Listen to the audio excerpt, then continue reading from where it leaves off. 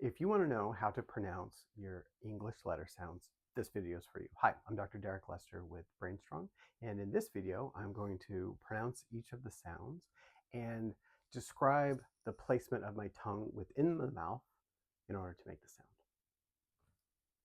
So for A, we do the short A sound. It's ah, ah, like an alpaca, ah. So with the A, put your tongue flat on the bottom of your mouth. Ah. B, b, b, bear. With the B, keep your mouth closed and then blow your air out through your lips. B, ba. C is k, k, camel, camel. And with this one, it's a funny one. You want to spread your tongue out so it's on the bottom of your mouth, and the sides of your tongue are actually touching the inside of your molars. So you'll get that. K, k, k. Then we blow air over our tongue. You get the k sound for a k, camel. D, d, d, dinosaur, dinosaur. So for the D, put the tongue on the roof of your mouth and we blow air over it so we get the d sound. So blow air over your tongue and then drop it down, so d. E, eh, elk, elk. For this vowel, tongue flat again, and you're pushing air through the back of your throat so we get that eh sound. Now, an interesting note between vowels and consonants. Vowels, you don't need to touch any part of your tongue to any place in your mouth. So you don't have to touch your tongue to the roof of your mouth or your teeth. So the vowels, they're guttural sounds that we can make simply as we exhale air through our windpipe and through our mouth. Whereas consonants, we have to have contact of multiple points of our mouth at the same time. So for like the D, my tongue is in the roof of my mouth, duh. Whereas like for the E, for the eh, my tongue's flat and I'm just blowing air out. Eh. F, fox, fox. So with the F, I don't quite bite my lip, but I bring in my lower lip up, kind of touch my teeth, and then I blow air out. Fox. G is g, g, goat, goat. This one I'm pushing the back of my tongue against my back molar, so the tongue kind of spreads out. G, and blow air out over our tongue. H is hedgehog, hedgehog. Now with an H, I mean, technically it's a vowel.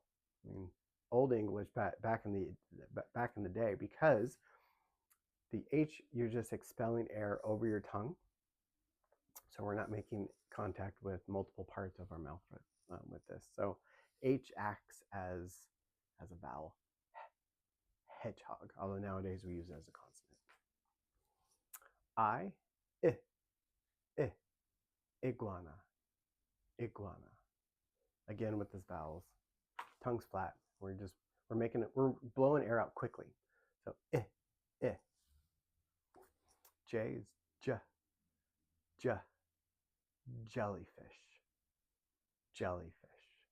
So for the J, tongue, roof of the mouth, blow air out over the tongue, j, and kind of take a little bit of a draw out as you're blowing the air out over the tongue. So it's a j, jellyfish.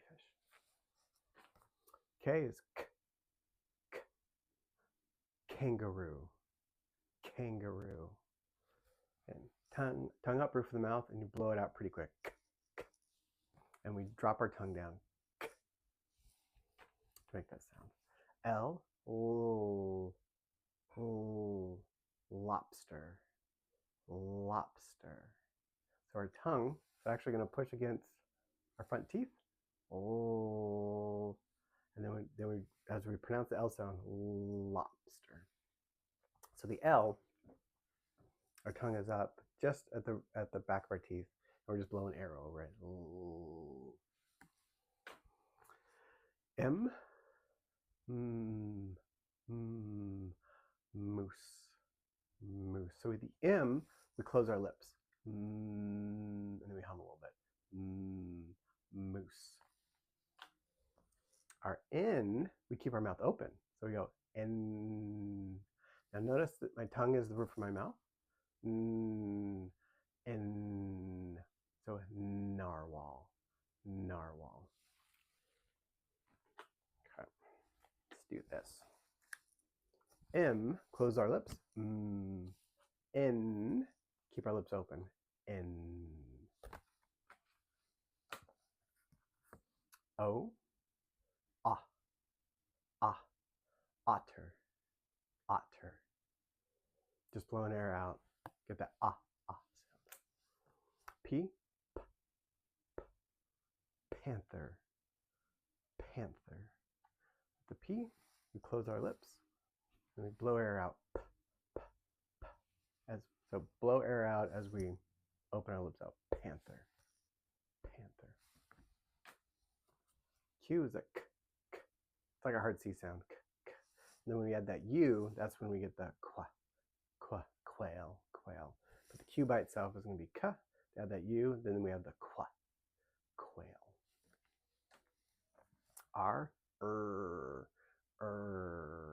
raccoon, raccoon.